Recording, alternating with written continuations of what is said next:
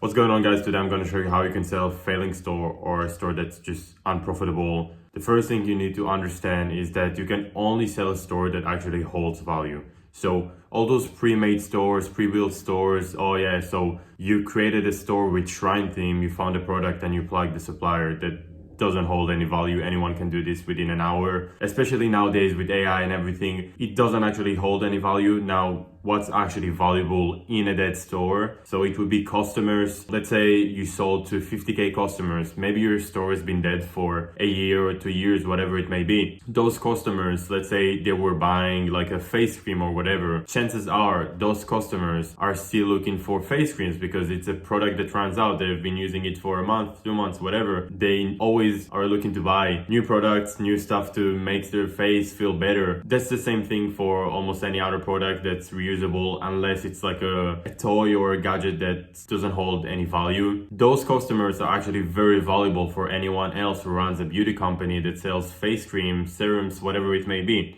This is just an example, right? But understand the point. Also, previous data that goes the same way. If you sold to people in Australia or in a specific country in Europe, okay, so you have lots of data for 40 to 60-year-old women in Australia, for example. This can be very valuable to someone who's looking to get into this market or someone who already sells in this market, and they can improve their current sales. And then obviously social media followers. So let's say you run a brand and you had 100k followers, 200, whatever. Those are very valuable. You can retarget them with paid ads. You can do some campaigns to them, SDMs and so on, ManyChat. I don't have to elaborate, right? Let's say you run a specific product and you were making tons of creatives and this product doesn't have any branding, or everyone sells the same product without any branding. This content as well, it can be sold. And then obviously, most importantly, ad accounts, pixel. This holds all the data we just talked about. This can be very valuable for people who run big brands. Now, if your store is making money, but it's just not profitable, that's another issue. It can be supply chain issues. Let's say your cost of goods are too expensive, your shipping is too expensive.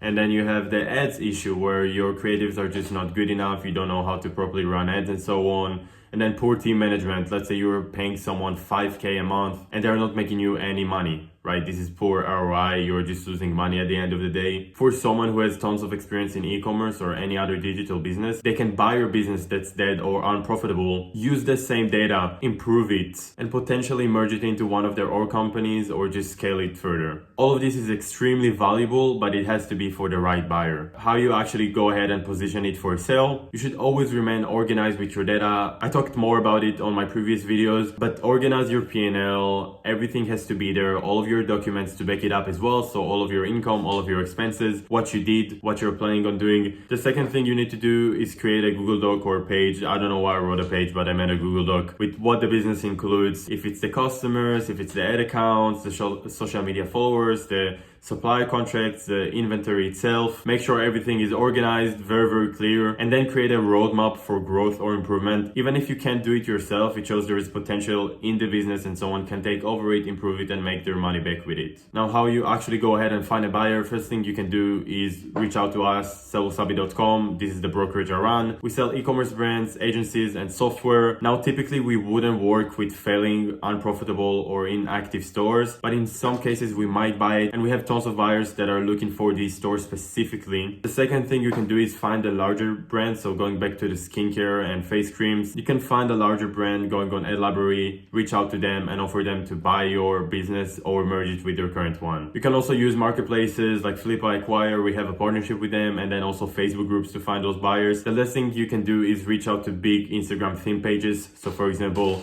a cosmetic page or a page that has a lot of women followers. You can reach out to them, offer them to buy the store, buy the existing operation, and then they can make their money with it. With all of those stuff I forgot to mention here, you can't expect a very high price for this, but it's still better than not making any money at all. And most of the time, these deals will consist some sort of seller finance where you're getting paid out of the profits of the business.